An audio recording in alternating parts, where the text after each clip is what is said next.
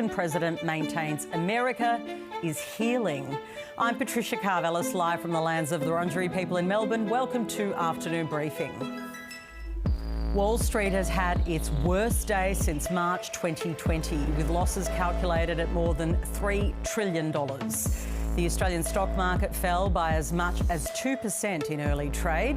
What does this economic turbulence mean during an election campaign? I'll ask my panel, former Labor and Liberal MPs Kim Carr and Jason Falinski. Australia's richest woman, Gina Rinehart, has fallen out with opposition leader Peter Dutton over his gas reservation policy. Mr Dutton says he'll have points of difference with many people, which doesn't impact friendship. The Conservative billionaire says in a statement, the beauty of the non-left side of politics is that people can disagree on issues at times and still remain good friends. What does this mean for the Coalition's campaign? I'll ask my panel of journalists, Peter Harcher and Katina Curtis. And small business will be able to write off $20,000 in expenses for another year if Labor wins re-election. The policy is a 12-month extension of an existing policy, but less than the Coalition's permanent $30,000 promise.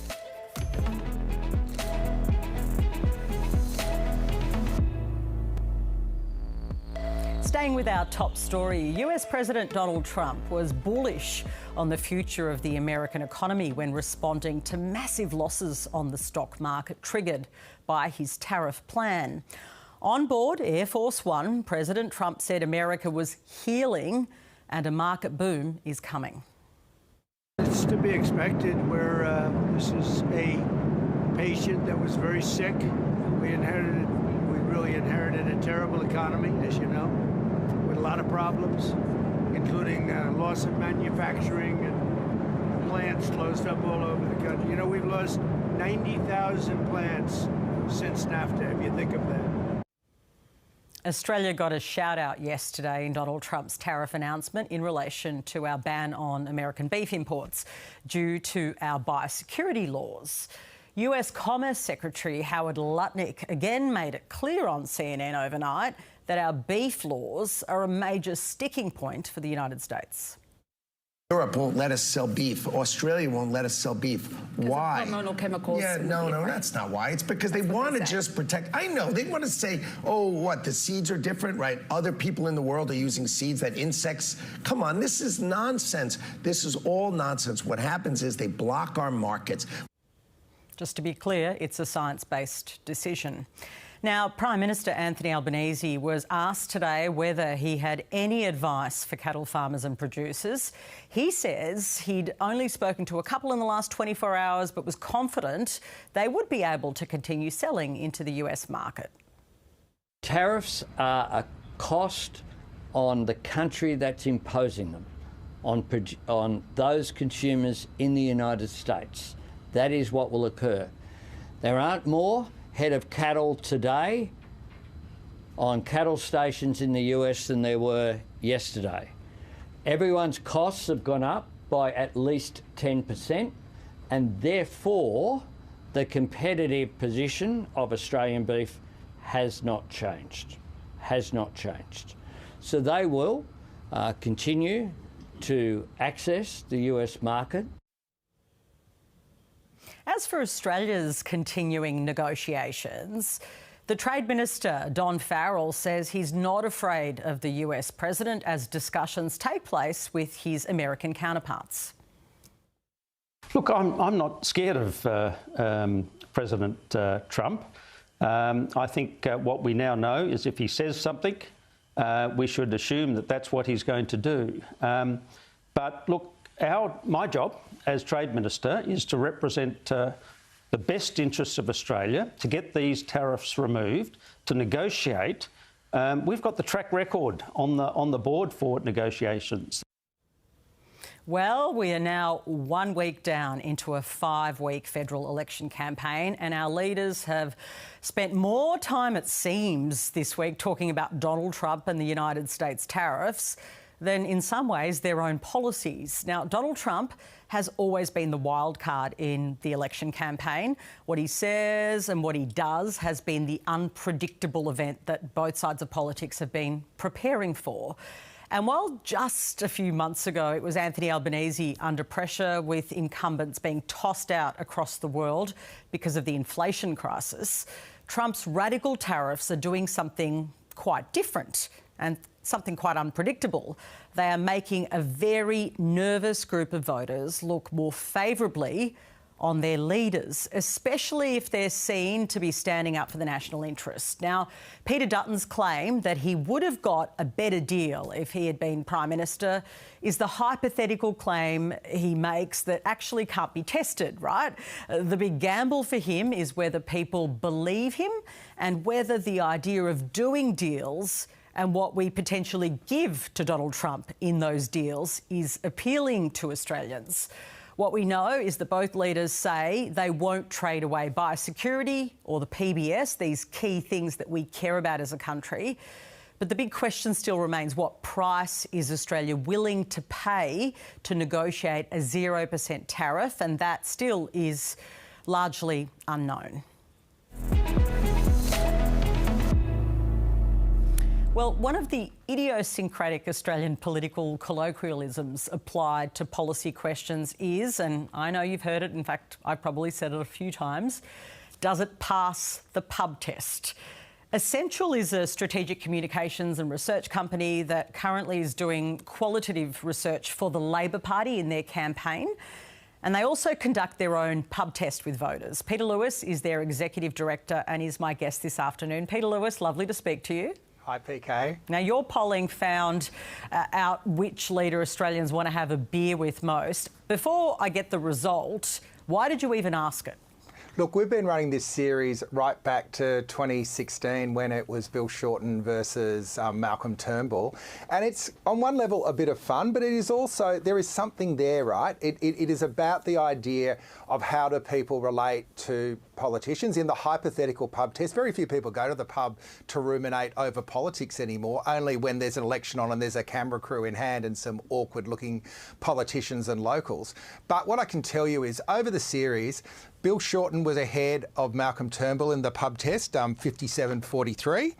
Then Scott Morrison got ahead of Bill Shorten, 52-48. And in the last cycle, it was very much line ball between Morrison and Anthony Albanese. So, yes, now we're in this cycle. One of the two protagonists has sworn themselves off alcohol as well, which might be a bit of a handicap.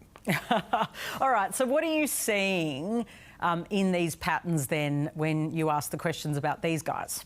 I think it's about the sense of a candidate carrying a degree of empathy that crosses over politics into the popular culture. I think one of the retrospective struggles Malcolm Turnbull had was he was seen as an elite, which obviously was reinforced by his own side of politics, particularly Mr Harbourside Mansions, which was really a case of friendly fire. And then also when Scott Morrison constructed ScoMo, the Daggy Dad, in the lead up to 2019, it actually worked in that people thought, I'd rather have a piece of that than having a beer with Bill. So, look, on one level, it's fluff or froth, as I like to say. I'm polling froth, but on another level, it probably does show a moment where Australians look into the soul of our prospective leaders and just say, well, who would you like to spend some time with on a quiet Sunday afternoon? Yeah, I'm sure that their first choice is definitely politicians. Look, I'm really interested very much at the moment in generation Millennial and Z and the way they may be behaving at the moment. I know they're really hard to poll, which I think makes it very difficult to predict, but they are going to be the largest voting bloc. Goodbye boomers. Boomers are really being left into the minority group. And Generation X, no one wants to ever talk about, sorry, Generation X. That's a whole other discussion, right? Yeah. No one cares about Generation X. So talk to me about this voting bloc and the political trends we're seeing in this group. Yeah, look, it's really interesting. We ran a double sample last cycle, which allowed us to really break down not just the generational cohort, but the gender differences between the cohort. The women are moving progressive. They're much more likely to vote Green, want action on climate and disapprove of Trump. the lads are a totally different story altogether. And we asked a couple of questions last cycle, one of which was, do you approve of the job Donald Trump's doing in relation to a bunch of things, including the national and global economy, climate change, the full gambit. Young men were by far the most supportive of what Trump is doing. Like, it was off the charts, even more so than old boomers. And they're also much more likely to support or be what I'm calling Dutton curious, in that they're approving of the job that Dutton's doing as opposition leader, almost double the number of men to women in that age group approving of Dutton. So there is something going on there that is becoming part of the popular culture. I know there's that Netflix series, like they're younger men in adolescence, but there is an effect going on. There's the UFC effect, incredibly popular sport amongst younger men. They were taxpayer funded out to Australia by the Minns government a month or two ago. Dana White was on stage the night Trump won the election. So there is a cultural global phenomenon around young men, which is not your normal political story, and it's really one to watch as the election gets closer. OK, that is really interesting, and I've noticed it too. We've always, can I say, historically, because I've been slightly obsessed with this too, as you know, there's been a gender divide between women and men, but it's getting bigger, right? That's the story. Well, yes, there's always been a gender divide, and it really cleaved, in the late stages of the Morrison government. But even then, the difference in that younger generation wasn't as strong. We've always confidently said younger generations are more progressive in their leanings. And look, they still are, but that difference is greater than the difference between any other generation, not just on voting intention and attitudes to Trump, but on a whole range of issues. It's not to stereotype an entire generation by any means. I think it's about being curious about what's going on there, disengagement with politics, some of these, if you're talking about 18 to 35s, you've got cohorts that were like 13 now when the lockdown started, who are now voting for the first time. And I think we've just got to be really curious about what's going on with these guys and what they're looking for from government and political parties as well. It's clear the women are looking for change, particularly, I think the vote for Greens is in the high 20s with younger women, but the guys, I don't think we've quite tapped out what's going on there yet. I want to go back to your pub test. So who did they want to have a beer with more? With no irony at all, it's Anthony Albanese on the alcohol-free Bundy's 61 to Peter Dutton 39. So that's a solid win. That's a much bigger margin than we're getting in approved leaders or approved prime ministers. But approved pub partner, Anthony Albanese is well ahead at the moment. That's interesting. You ask other kind of questions like, who would you trust to lend you $100, which I quite love. I don't know if you need to trust someone. It's more of a who will give you $100. But anyway, what was the answer around that? The $100 was actually not a trust. It was just think would be more likely to lend you $100 if you needed it. That was really one from the Shorten Turnbull Wars, where Malcolm had so much more money, but people thought Shorten would put his hand in his pocket. He won that one quite well, if not the election. Most likely to have over dinner, 60-40, Anthony Albanese. Like, Albanese wins all of them but one, which is about ask advice about investing money, which is the one bit where I think some of the Labor attacks on Dutton's property portfolio has obviously worked in his favour. That's really interesting. Just finally, there is a broader trend which shows that perhaps the government's getting a bit of a shift back to them. We said, disclosure about you are doing some work for the Labor Party in this campaign. Without, breaking confidences, and also, of course, we understand that there is a lot of polling, and it's not, we've got to be very careful when we talk about polling. But do you think there is a trend back to the government going on at the moment? It still is in the margin of error, the election. I think what you can say, if you look at our poll this week, along with Resolve, News Poll, I think it's a YouGov, there's a lot of polls out, and they're all saying what had looked like a small shift back to Labor is across the board. So you start getting a bit of confidence that it is shifting back to something. We don't do a two-party preferred that adds up to 100. We keep the don't knows in. I think we're at 48, 47 Labor with 5% undecideds.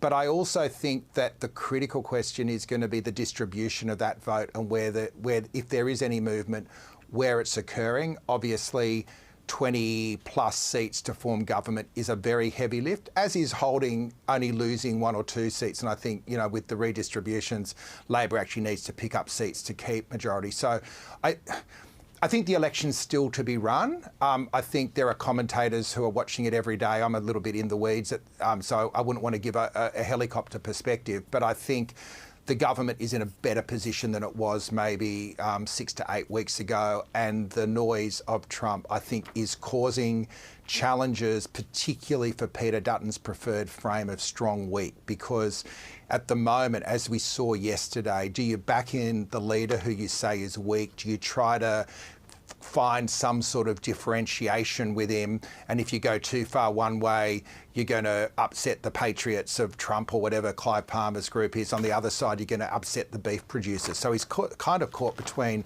a rock and a hard place, where backing in the leader is probably his least bad option, but it's one that really undermines his key proposition about why he would be a better leader. Fascinating. Peter, always great to speak to you. Thanks for coming on. Thanks, Patricia. One of the curious sidebars of week one of the election campaign has been opposition leader Peter Dutton's relationship with Conservative billionaire Gina Rinehart. Ms Rinehart appeared to confirm today that the pair had fallen out over the coalition's gas policy in a statement, saying the beauty of the non-left side of politics, indeed around the world, is that people can disagree on issues at times and still remain good friends. Mr Dutton was asked about it this morning and indicated there had been a difference of opinion. Here he is. I have respect for Gina Rinehart as Australia's most successful businesswoman. She employs thousands of Australians, and normally the Labor Party would celebrate that as well. There is an enormous contribution that the mining sector makes to Australia, and we just evidenced that yesterday in Western Australia. Without WA pumping as an economy, we aren't paying for roads here in Western Sydney, and we aren't paying for schools, and we aren't building tunnels and infrastructure without that revenue from the mining sector. And we'll have points of difference with many people, but that doesn't mean that it impacts your friendship or your relationship with different business people. So that's the best response I can give. Well, staying with the coalition, we still don't have any modelling for their gas reservation policy at the end of the first week, but the opposition leader claimed in a speech today there would be a reduction in gas prices had their policy been in effect from January of this year. Gas sold on the domestic market will be decoupled from overseas markets to protect Australians from international price shocks. For example, if this decoupling was in place as of February this year, I can announce today that gas prices would have been 15% cheaper domestically. Well, to discuss week one of the election campaign, can you believe it? We're 1 week down, there are 4 to go, although there will be a little break in this election campaign, which is the Easter and then, of course, the Anzac Day holidays, which I think will be moments where the leaders will reset. I want to bring in my afternoon panel. Now, a few key events are still coming up. Some of those key events include next week there will be on Sky News a debate where both Peter Dutton and Anthony Albanese take questions from voters, and then the week after, our very own David Spears will have an in-studio debate in our Parramatta studio, which is a beautiful studio I'm slightly jealous of, broadcasting from Melbourne, but beautiful studio where the leaders will come and face a debate where they will be subjected to questioning from David Spears, all of that to be revealed in terms of detail. So they're 2 key moments, but week one is down. Week one is not everything. There's still weeks to go. So let's bring in our Friday panel. Peter Harcher is the international editor of the Sydney Morning Herald and The Age. Katina Curtis is the bureau chief of the West Australian. Lovely to speak to both of you. Good day, Patricia. Good to be here. Let's start with you if we can, Peter Harcher. This week, yeah, sure, we've had an election campaign, but so much of our week feels like it's been dominated by talk of Trump and then the Trump tariffs being imposed and then a debate about who could get the best deal at a Trump or something like that. How do you see what happened in terms of its impact on Australia and the way both sides have responded? Well, the impact on Australia directly will be minimal because we only export 5% of our total exports to the US, and it's a 10% tariff. So we got off about as lightly as it was realistically possible to get off. But the problem will be that this is the end. Trump has switched off an 80-year functioning wealth machine known as the global trading system. And that will produce, if these tariffs persist, a global downturn and possibly a financial crisis as well, depending on how much retaliation there is and how much this thing ratchets up. So we've pretty much escaped serious direct consequences, but we do face a global downturn now, which will affect the entire planet, and that could be quite harmful to Australia. And as for the way the political leaders have responded, I think they've both struggled to find the right language to deal with this. They've each been so busy, Albanese and Dutton, trying to paint the other as the problem, that they've forgotten to go to the source. They've forgotten that Donald Trump is the guy causing trouble here. And they've both floundered a little bit, I think. So you had Peter Dutton saying, oh, he could get a better deal. And then Labor says, well, that means you'd do a deal. That means you'd sell us out to get the tariffs off. And then Peter Dutton's retreated from that. And the government always trying to link Dutton to everything that Trump does. So this is pretty lame, I think, whereas really the electorate wants to first feel reassured that it's in the hands of a competent government, and secondly, to feel some sense of pride that its government is standing up for Australia's interests. Yeah, that's an interesting point. Katina, when I spoke to Penny Wong yesterday, and I'd heard it being said earlier, but she made really clear on this program yesterday that Australia wasn't willing to offer anything to get a deal to get zero tariffs, right? But we are now in potentially a negotiation. That question about what we're willing to offer is going to be key, and I don't feel like it's been properly explored. I keep hearing about, our resources, but they weren't that interested last time we offered them, were they? Yeah, I mean, it seems really both sides have pointed to critical minerals as something that we do have to offer, perhaps the US. Now, there does seem like there was some kind of deal regarding critical minerals on the table over the last couple of months, but clearly it didn't sway the US. I mean, Trump does seem obsessed with the need for these critical minerals, which are really crucial for the energy transition that's happening all around the world, as well as the technology transition. They're needed in all the chips in our phones and everything. So I think we have them here in Australia. The part of the problem for us is that we haven't kind of actually managed to really start digging them up, and we certainly haven't started processing them. So we're not getting into that supply chain as much as perhaps we should be, given the suppliers that we have. So I think that, there's definitely, we're keen to sort that out with the US, offer the US some kind of access. I guess it really depends on whether Trump sees that as enough. That was the thing he was really pushing for with Ukraine. When Volodymyr Zelensky had that confrontation with him in the Oval Office, part of the backstory of that was that Trump had really wanted him to sign this deal on critical minerals, the ones that are in the ground in Ukraine, and he wouldn't sign it beforehand, So it is something that Trump is focused on. It's something that Australia has talked to him about during the first Trump administration. It's something we were sort of starting to work quite closely with the US on over the past couple of years. And I think it definitely is there, despite what Peter Dutton said. It definitely has been on the table. So I get it's probably a matter of maybe painting that in a better picture and working out how we can, present it as a great deal, the deal that you must do, Mr. President. But is there a political risk, Peter Harcher? I feel like if you look at public sentiment about Trump in this country, it's not exactly high. I wonder about the appetite for a deal with the Trump administration from the Australian public. Is there a risk in sort of trying to talk this up too much? I think there is a risk in being seen as what Malcolm Turnbull this week described as Australian political leaders being on their knees to Donald Trump. We haven't seen that yet. I think it would depend on whether they were on their knees or whether it was seen to be a fair and reasonable deal. So both Labor and Liberal have ruled out any of the satisfying any of the US trade grievances against Australia, which are long running, and Australia's never buckled. The pharmaceutical benefits scheme, for example, is a prime one. So that's all off the table.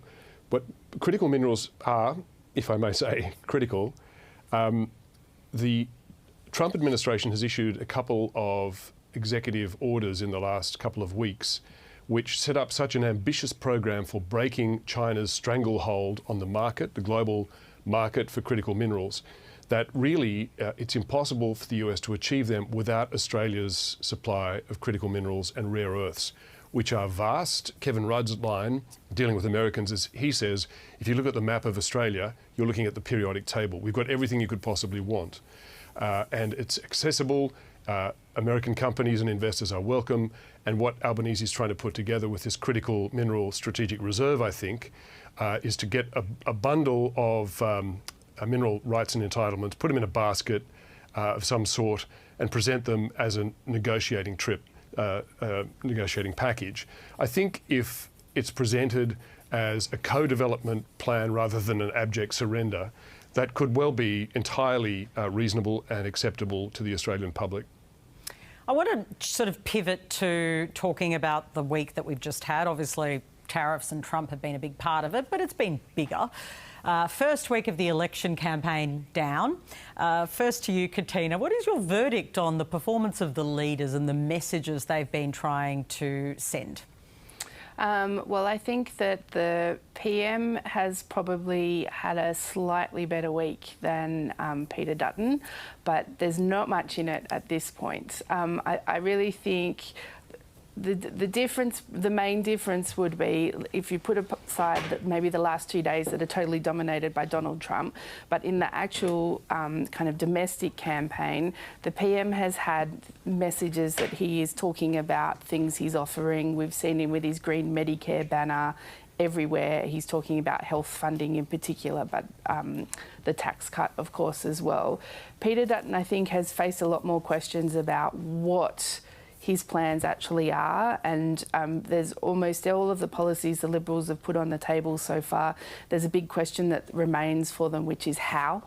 You know, how are they going to cut migration? How are they going to cut the public service? How are they going to build nuclear reactors despite all the opposition from all sorts of places? You know, how are they going to get the budget back into surplus? So I think that he's faced a lot more questions on that. It's really struck me, you played that, him talking about the gas prices right at the, just before we came on air, but I was really struck by the fact that in his budget reply speech, which was kind of the big moment when all the spotlight was on him, he laid out the kind of really complicated bit of the gas policy that no one kind of really quite understands, but what is all he's said all week on the simple bit, which is what's it going to mean for my power bill. All he said is, oh, we'll have more to say. I mean, people start voting in 2 weeks' time. Like, you haven't got much time to say the more to say yet. It's right. And today, actually, Peter Harcher, he even said how that it would be what? I think it was 15% from memory. I read a lot. That it would be, you know, that gas would be cheaper than if this scheme was in place as of February this year. So he's put that out, but not his, as Annabelle Crabb said to me a little earlier, not the working out, which I thought was a great way of describing it. Is that odd? Should we know how much it'll reduce without the working out? Because the modelling is quite key. I presume that at some point they will produce detailed modelling, but can I just make the broader observation that politicians promising falling energy prices once they're elected is a bit of a tried and tested fail.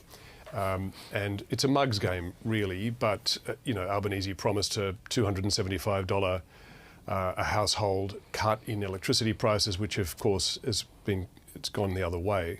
It's been a complete disaster, which he's tried to crab walk away from, and now Dutton's coming up with an unprovable in his own offering.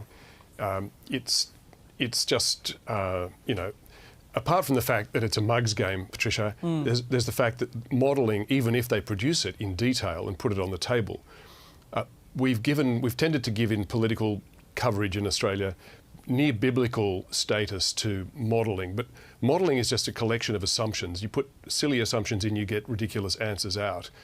So it could really just be any old jumble of garbage. And at the end of the day, Peter Dutton is saying, trust me, I'll give you cheaper energy. And it's simply going to come down to people looking him in the eye and thinking, are you serious? Yeah, well, the thing about modelling, your point is right, is I don't think many voters go over all the modelling, but they hear the promise, and whether they believe the promise is a different thing. It is fascinating, though, that you know, maybe they won't put a dollar amount on it, Katina, but even in saying the percentage it would be lower, that is also a risk, though, isn't it, going in, especially after the experience that the Prime Minister did have?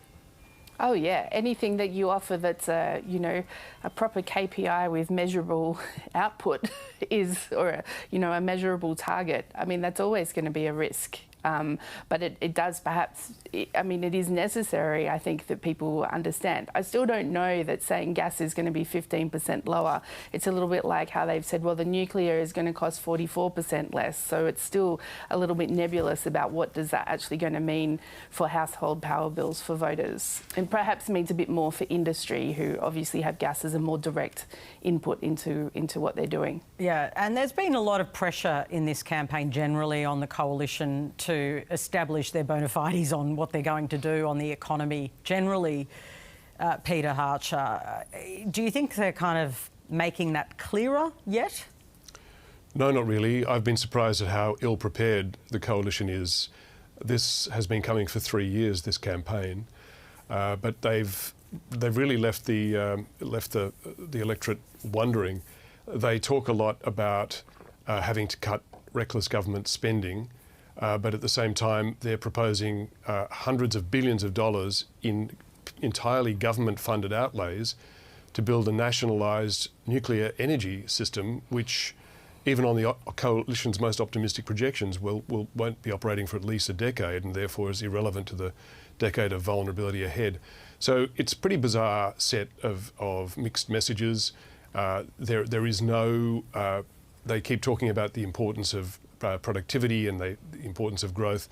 Neither they nor the government, I should add, nor the government have produced any credible plan for an economic rejuvenation of Australia.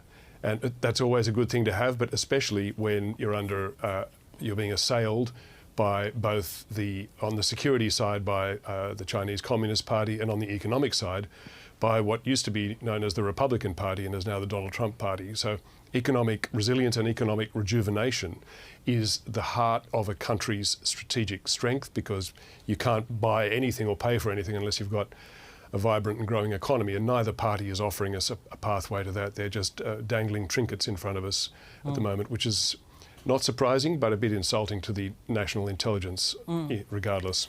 No, yeah, trinkets seem not to be inspiring people, that's for sure. Just final word to you, if I can, Katina. This disagreement, I don't know what to quite call it, but between Gina Rinehart and Peter Dutton that he's actually addressed today, what's that all about? I mean, I think it's been well documented that they've had a long friendship. There's certainly been people drawing through lines from things that she's spoken about publicly, and then, policies that the coalition has pursued. It means, obviously, there's been some falling out or disagreement over the gas policy. We certainly also know, Gina Rinehart is a big admirer of Donald Trump, and perhaps she's disappointed that the coalition isn't going perhaps more down that line, though of course I guess the way the coalition sees it, they actually need to win over voters in Australia. So, there does seem to have been some sort of rift there, though I can't see her necessarily turning around and backing the other side anytime soon. Unlikely, that's for sure. Thank you to both of you. Pleasure, Patricia. Thanks. Now, Victoria is a battleground state this federal election, with key seats in the outer suburbs, which could decide the result federally. Both leaders visited Melbourne this week, keen to pitch their solutions on the cost of living crisis to these voters. Let's bring in another panel for today, but a different kind of panel. Former Labor Senator Kim Carr and former Liberal MP Jason Falinski, who lost his seat to a Teal Independent at the last election, so is very much across some of these things. Welcome to both of you. Thanks for having me back, PK. Well, how can I not have you back? You used to be on this show all those years ago, and now as an ex-MP. Look, I'm going to start with you if I can, Kim. you have written a book recently, you've talked about the changes that Labor's facing, but you're also a former Victorian senator. You understand Victoria. So give me the truth, because you're no longer in the parliament. What's happening in Victoria? Why is it so problematic for Labor? Well, I think the verdict has yet to be delivered, not a vote's been cast, so there's a great deal of speculation about the consequences of the drop in support for the state government. I'm of the view it is retrievable, but there is no doubt that nationally Labor is under pressure in Victoria. I hope that messages that are delivered this week are the beginning of a consolidation that would see those losses minimised. Why do you think there is so much crankiness towards the Labor brand in Victoria? Oh, well, I think there's a more general problem in the electorate. It's not just Victoria, but there is a general concern about the lack of trust in political institutions, public figures, whether it be or any social organisation. So it plays into that. People don't believe what they're told, and they need to be inspired to actually change their mind about trying to deal with the day-to-day pressures. So we have profound challenges facing this country, and people do expect that their political system will act and behave and respond more effectively, but they were still waiting to hear those sort of messages from the political system that there are answers to contemporary problems. Jason Falinski, if I can bring you in. I know that, you've obviously been at the other end of being tossed out, I say politely, because of the teal wave that happened last time. This campaign, there is an attempt by the Liberals to try and regain some of those seats. But I've heard some messages this week, and I'd love to just ask you. I mean, I heard Peter Dutton spoke, for instance, at a forum on Sky News. He talked about ideology in the education system. I wonder how you think those messages land in seats like, well, what was once your seat? So in sort of upper middle class, highly educated socio-demographics, those sorts of messages are not so much not resonating, but they're not at top of people's minds, especially in New South Wales. So they're obviously messages directed to other demographics and other communities in Australia. And, OK, so they don't resonate, but do they cause damage as well? I don't think they cause damage. I mean, if your sense of the situation is that the education system in your part of the world is working well, then what you would tend to find is that people will ignore those types of messages. But if you're in other parts of the country where people are worried about more time being spent on ideology than education per se, then they're the sorts of messages that will resonate quite well with you. I mean, PK, don't forget that in most Teal seats, in fact, in every Teal seat, I can't think of one that this isn't the case, there is most parents, like an overwhelming majority of parents, opt out of the public school system and opt into non-government or independent schools to send their children to. It's one of the features of Teal seats. That's interesting. Kim Carr, bringing you back to the issues that the Labor Party is facing, you criticised the Prime Minister in the past. How do you assess his first week of the campaign? Well, I think the amount of effort, the preparation is showing, and that we've seen a much more effective performance from the Prime Minister than many people had expected. And so, as I say, I think the Labor message is consolidating. Now, there's a lot more work to be done, and I've no doubt that that work will be done. I'm troubled, however, about whether or not, in terms of the general political situation, there's been enough good new ideas to sustain the election campaign through to its conclusion. Now, we'll have to see about that. As I say, the jury's out on all of this. What we've seen is a consolidation in the Labor's position, but it's only relatively small, and I've seen a contraction in the Liberal position as a result of a number of mistakes and lack of preparation by the Conservatives run up to this election. When you say good new ideas, what worries you? Well, worries me about the future of the country in terms of our ability to sustain our place within the world. I think the whole issue around Made in Australia is incredibly important. And we've got to sustain, as argument I've had for many, many years about sovereign capability. But how do you put that into effect? how do we build the sorts of lifestyles for people here to maintain living standards, build economic prosperity and ensure that the country goes forward in an incredibly difficult international situation. And you don't think there's been enough of that? They stepped in on Whyalla, there has been a new procurement policy in the wake of there's tariffs. about 5 measures they've announced in response to the assault by the President of the United States. They're all very good. They're measures, many of which, frankly, I was only too happy to champion in my time. But a lot more will need to be done. Like what else? Well, we'll need to have a much firmer position on procurement. So the Australian industry participation plans in terms of major infrastructure projects will have to ensure that the localisation part of that is much more strenuously pursued by the Commonwealth. We got down to the situation under the Libs where the authority that was supposed to be responsible for this had only one person in it.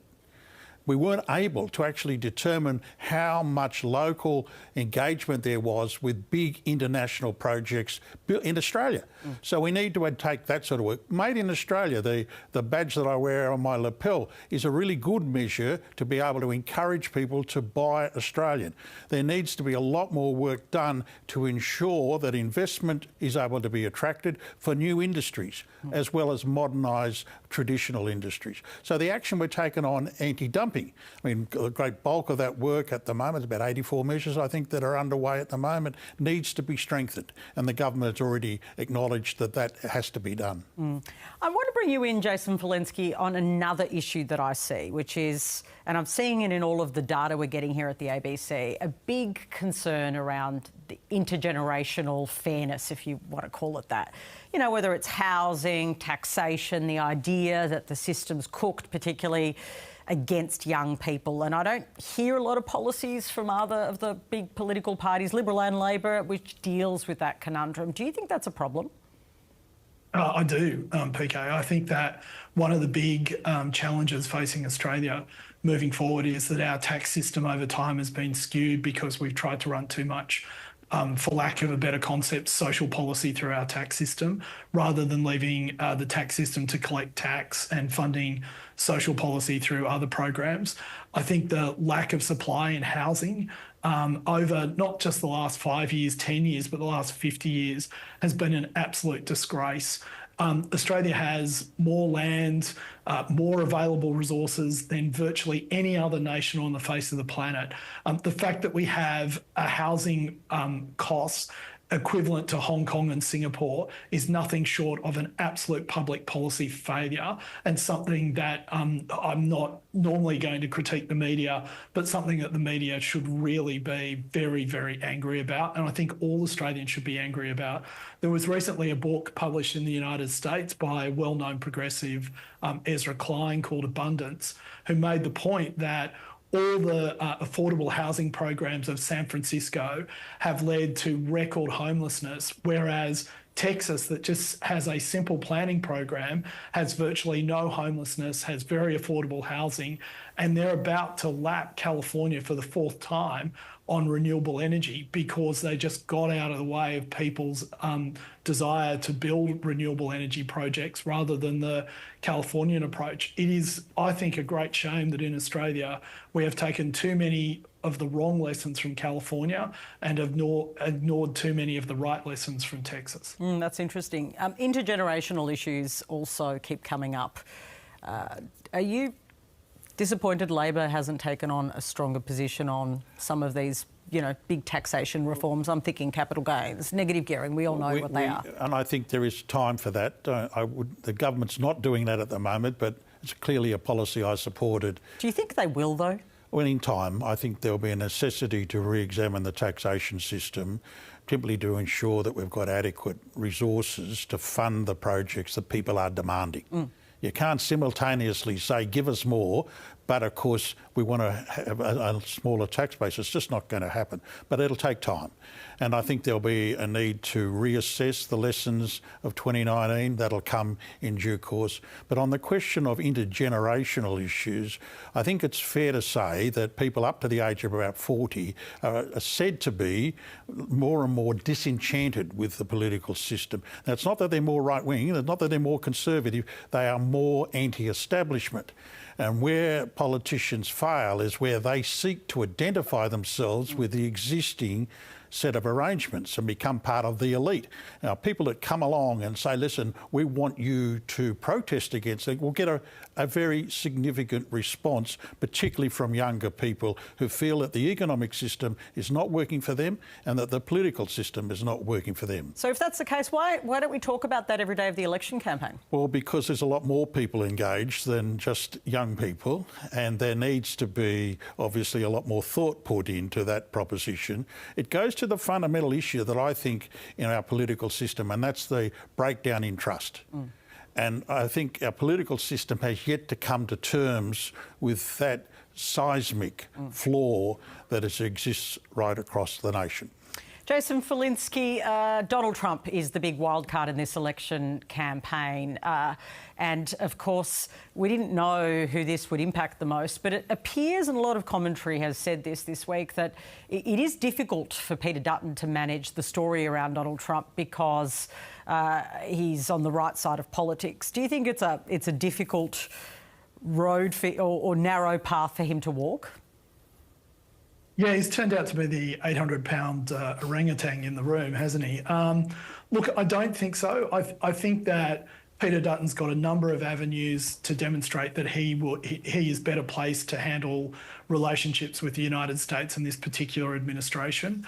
Around tariffs, take it for example, and this is a story that I'm surprised I was listening to Peter Hartcher and Katina before that they missed, which is that the US trade representative and a lot of the national trade representatives in the United States were talking about non-tariff barriers in Australia. And specifically, and they kept citing this over and over, were some of the recent tax changes that the Albanese government brought in, which are not supported by the United States, are not supported by the European Union, are not supported by the OECD. And it would be very easy for Peter Dutton, because he's committed to it, effectively voted against it, to say these are the types of things that we will talk to the United States administration about removing if they remove us from their tariff regime. It's that sort of stuff that I think demonstrates a clear point of difference between Peter Dutton and Anthony Albanese. And Kim's been talking a lot about today about Anthony Albanese effectively finding his stride during this campaign. It's those sorts of issues where I think there's a lot of upside for Peter Dutton, and most of it is low-hanging fruit. Final point to you on the role of Trump in this election campaign. Is Labor standing up to Trump enough? Well, I think Trump will be an asset to the Labor Party in this election. The problem you've got is that the Liberal Party doesn't know how to respond because they are simultaneously appealing to Trumpites within their own ranks, while at the same time claiming they have nothing to do with Trump in regard to their policies on education, on health, on immigration, on public service. The modelling, I would have thought, is straight out of Washington. Yeah, I think the Labor Party's probably got the right measure here. I'll look forward to seeing how that unfolds, and I've got no doubt we'll hear a lot more about this over the next month of the election. I reckon. Well, I'd love to have you both on again. Thank you for coming on. Thank you. Thanks for having me. Well, the websites of several major superannuation funds are experiencing issues as stressed members try to access their accounts after cyber attacks on retirement funds. Australian Super has confirmed that members are struggling to get into their accounts and that accessed accounts are even showing zero funds. Cybersecurity expert Alastair McGibbon joins me now to explain what's happened. Alastair, lovely to speak to you. G'day, Patricia. What happened? Frankly, not a lot. And that might sound like I'm pouring a lot of oil on water. I understand why Australians are concerned, especially when you look at the headlines. So by my understanding, as of while I talk to you, so I just want to say if the situation changes, clearly my messaging might, is that a fraudster or fraudsters are looking to basically break into accounts, not hack them, using usernames and passwords that have been stolen in other data breaches available on the dark web. They are then trying to use those usernames and passwords to break into the superannuation accounts across a range of superannuation brands, and that it's been a consistent series of incidents over several days, if not a week. and that the criminals have been a little bit successful. Some funds have been stolen.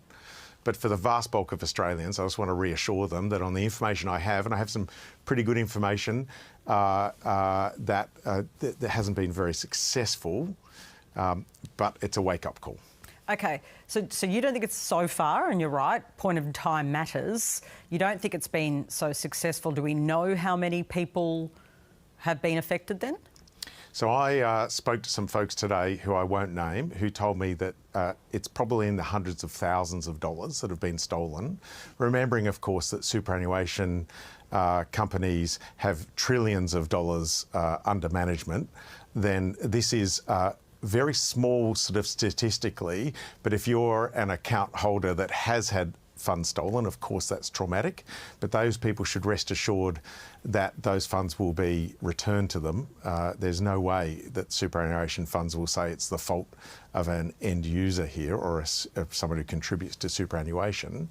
The wake-up call is in a couple of places. I'll start with consumers, or those of us who have superannuation accounts. You have to have a unique, hard-to-guess password. You can't use that same password with your bank or your ABC iView account and your superannuation account. It has to be a unique, hard-to-guess password. And we've all seen data breaches over the years, so if people are concerned, change it, that password, and make it really hard to guess.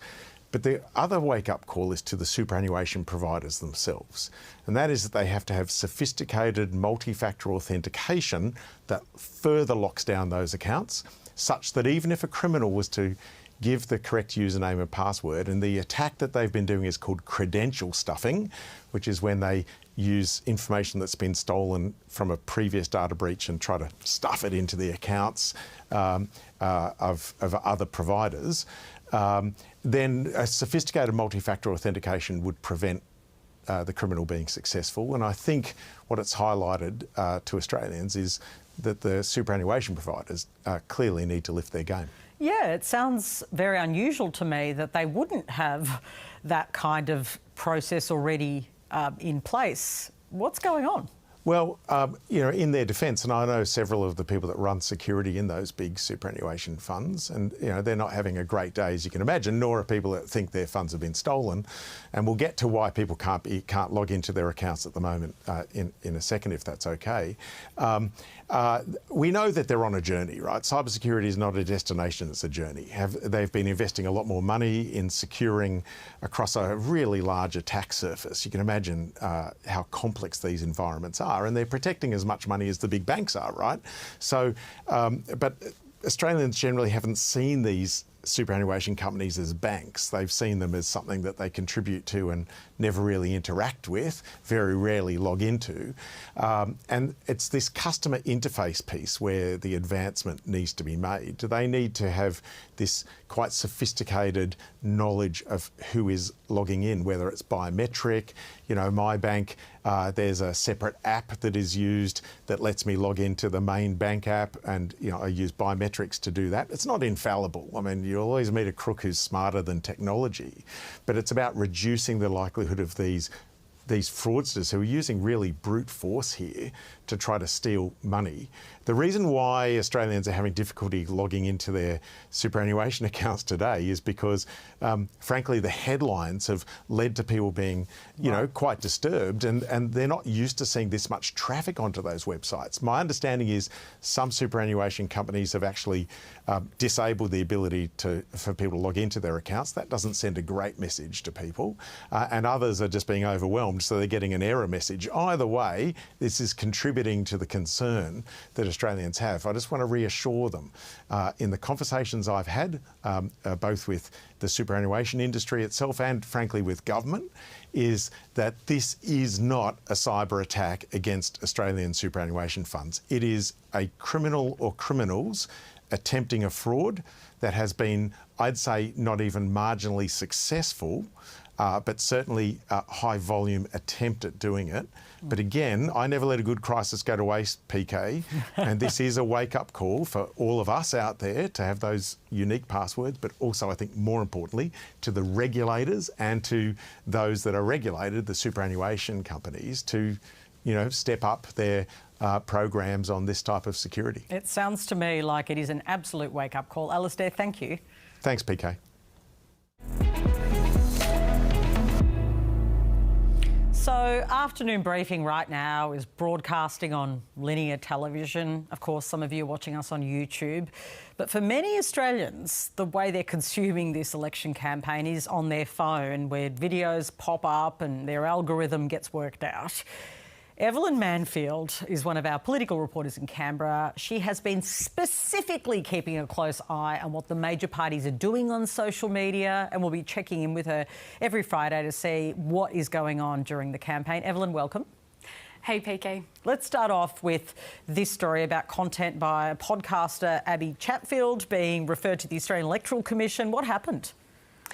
Yeah, look, there was a lot of media coverage around on this one yesterday, wasn't there? And then a big response from people on social media as well. So what happened, to take you sort of back to the very beginning, is that Abby Chatfield, who's a popular podcaster, did interviews with both the Greens leader Adam Bandt and the Prime Minister Anthony Albanese. And then what happened from those interviews, which is super normal, is bits of them were clipped up and posted to social media such as Instagram. But what happened when they were posted is they were done as collaborative posts between Abby Chatfield and the two leaders, separately of course.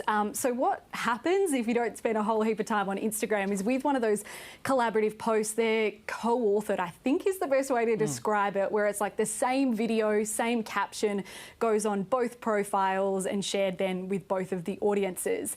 And so Liberal Senator Jane Hume raised this idea of co-posting, specifically those posts between Abby Chatfield and the two politicians, and was questioning the Australian Electoral Commission during Senate estimates about whether this was electoral matter. And the AEC essentially said that they would go away and review that. They have to review everything that is referred to them. I've been told they sometimes get hundreds of queries with this sort of stuff about electoral matter. And then yesterday, after a lot of media coverage, they determined that they gave Abby Chatfield essentially the all clear in terms of the podcast interview. They said there was nothing wrong with that in terms of authorisation. But there does still remain this live question about the cross posts on social media, not so much from Abby Chatfield's perspective. The quote from the AEC was, we were looking at the original interview. There's still a question there about cross-posting, particularly